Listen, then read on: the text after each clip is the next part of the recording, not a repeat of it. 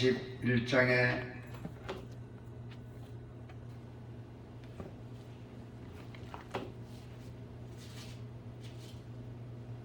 이사야 24장의 2절부터 21절입니다. 이사야 21장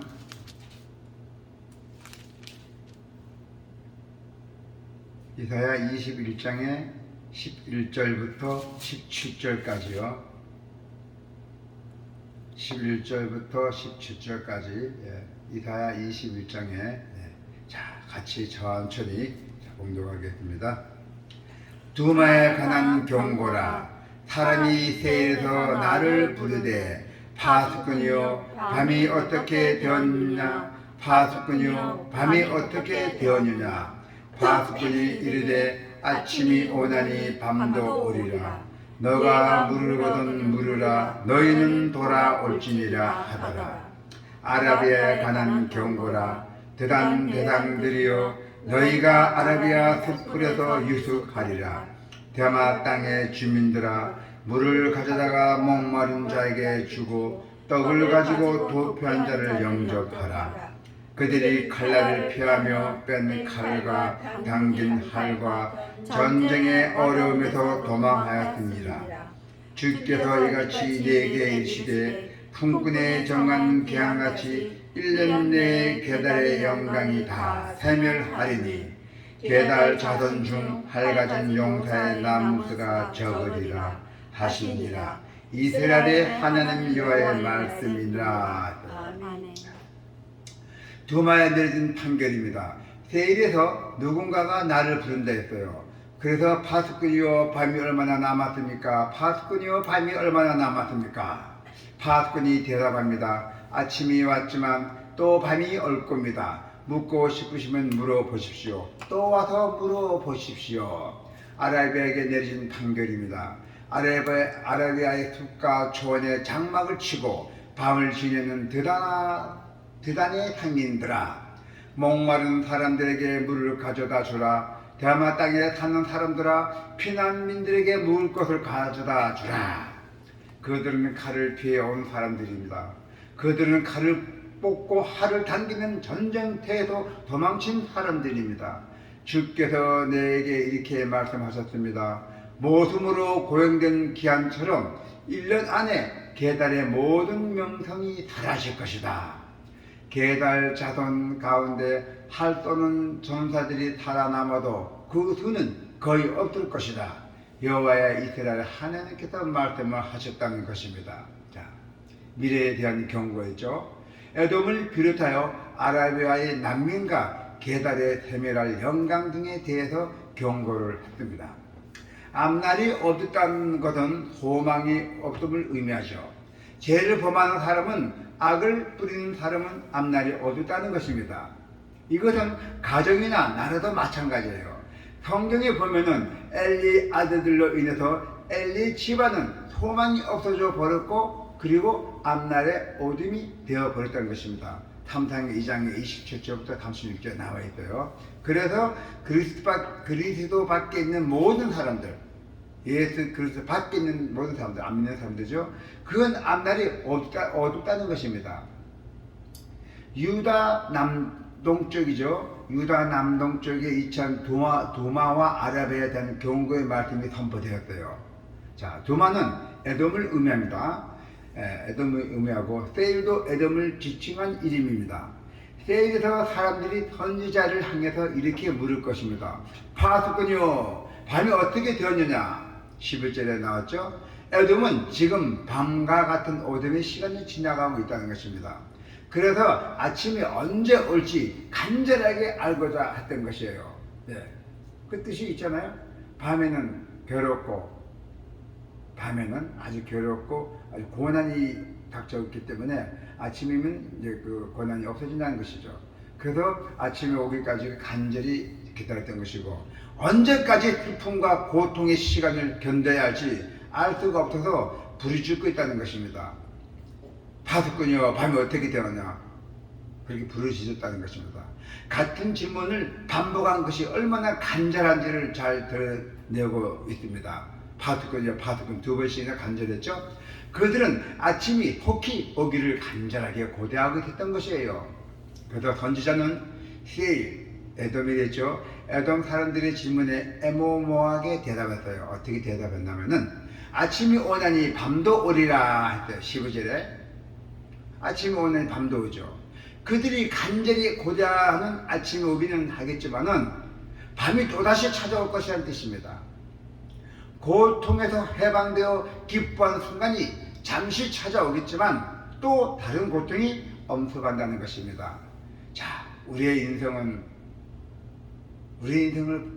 사는 것과 똑같습니다. 한 번의 고비를 넘기면 또 다른 고비가 찾아오잖아요. 고통의 정도는 다 다르겠지만 평지가 계속되는 인생은 없습니다. 아침이 온다고 문제가 영구히 해결되지 않잖아요. 그러나 아침만 기다리는 것은 지혜로운 태도가 아닙니다. 그래서 선지자는 마지막에 정말 중요한 말씀을 전하고 있어요. 너희는 돌아올지니라 하잖아요. 너희는 돌아올지니라. 예. 12절에 그죠? 예. 너희는 돌아올지니라. 캄캄하고 고통스러운 밤을 지나고 있을 때 바른 해결책은 아침을 학수고대하며 기다리는 것이 아닙니다. 회개하고 여호와께 돌아가는 것입니다. 그러면 여호와께서 긍휼히 여기시고 해변시켜 주실 것입니다. 오라, 우리가 여호와께서 돌아가자. 여호와께서 우리를 찢으셨으나 도로 낫게 하실 것이요 우리를 치셨으나 싸며 주실 것이라 했대요. 그리고 또다시 고통의 밤이 찾아온다 해도 우리는 능히 견딜 수 있는 힘을 주시고 안전하게 보여주실 것이라고 알고 있었어요. 그래서 아침이 우리에게 오는 것이 아니라 우리가 하나님께 나가야 된다는 것입니다. 아라비아에 가는 경고가 이어졌잖아요. 아라비아에 가는 경고. 대단이죠. 대단들이 아라비아 숲으로서 유숙하게 된다는 예언의 말씀을 선언했어요. 13절에 보니까, 자, 13절 한번 볼까요? 아라비아에 가는 경고라. 대당들이요 너희가 아라비아 숲으로서 유숙하리라고 했잖아요. 자, 아라비아 숲으로서 유숙하다는 예언의 말씀이 선언되었어요. 이 대당들은 사막을 횡단하면서 무역을 하는 상인들로 아라비아의 경제적인 번영에 중요한 역할을 담당했던 것입니다. 아주 이 전쟁을 피하면서 무역 장사를 해서 아주 부유하게 됐어요. 그런데 이들이 도시나 성읍이 아니라 숲에서 유숙한다는 것은 도시나 뭐 이런 여관이나 그런 가정집에서 지나는 것이 아니라 숲에서 유숙한다는 것은 숲에서 은신처를 찾아 숨는 것을 의미해요. 전쟁 때도 도망 나왔기 때문에. 그래서 그들이 은신처를 찾아 숨어야 하는 이유는 전쟁 때문이잖아요. 전쟁 때문에. 자, 15절에 보니까 그들이 칼날을 피하며 뺀 칼과 당긴 활과 전쟁의 어려움에서 도망하였음이라 하잖아요. 전쟁 때 도망하대요. 도망온 사람들이 돌아다니면서 무역장사해서 돈을 많이 벌었던 것입니다. 그래서 아라비아 땅은 전쟁의 소용돌이에 휩싸일 것이고 그들이 자랑하던 대당들도 환난을 피해 살기에 도망할 것이라고 했어요. 하나님은 1년 내에 게달의 영광이 다 쇠멸할 것이라고 선언하셨어요. 16절에 한번 볼까요? 주께서 이같이 내게 이르시되 품꾼의 정한 기한같이 1년 내에 게달의 영광이 다 쇠멸하리니 하잖아요. 예. 품꾼의 정한. 자, 대당들이 사막을 횡단하며 힘겹게 쌓아올린 아라비아의 영광이 1년도 안 되어서 무너져 내린다는 것입니다. 얼마나 허망합니까? 얼마나 허무합니까? 게달의 용서 가운데 남은 수가 적다는 것은 철저하게 파멸당해 회복의 희망이 거의 없음을 말하고 있어요. 그래도 세상의 영광이 화려해 보인다 해도 영원할 것 없습니다. 영원할 것 같죠? 절대 영원히 갈 수가 없어요. 그러나 세상의 영광은 금세 허물어지고 말아요. 그 선지자는 이스라엘의 하나님 여호와의 말씀이라고 선언함으로써 이 모든 말씀이 반드시 이루어질 것을 강조했어요. 하나님의 경과 분명히 이루어진다고 강조했던 것이고 다시 한 번 또 강조했어요. 회개하고 빨리 하나님 돌아오라고. 하나님이 경고하신 대로 열방은 격동에 휩싸이고 환난을 당할 것이라 했어요. 그러므로 그 위기 상황에서 열방을 의지하면 그들과 함께 망할 것이고, 재물을 의지하면 재물과 함께, 또 권력을 의지하면 권력과 함께, 또 실력을 의지하면 실력과 함께 망할 것이다 했어요. 하나님은 당신을 존중히 여기는 자는 존중히 여기시고, 당신을 멸시하는 자를 멸시하시면 됐어요. 나를 멸시하는 자는 천대까지 벌 받는다 했어요. 비록 택하심을 입었다 해도, 내가 하는 종이 택하심을 입었다 해도 하나님을 멸시하고 불순종하면 벌임을 받을 수밖에 없어요. 성도께서는 이 사실을 잘 상황 파악을 잘 하셔야 돼요. 그래서 이제 우리가 하나님의 부르심에 합당하게 행하도록 우리가 힘써야 돼요.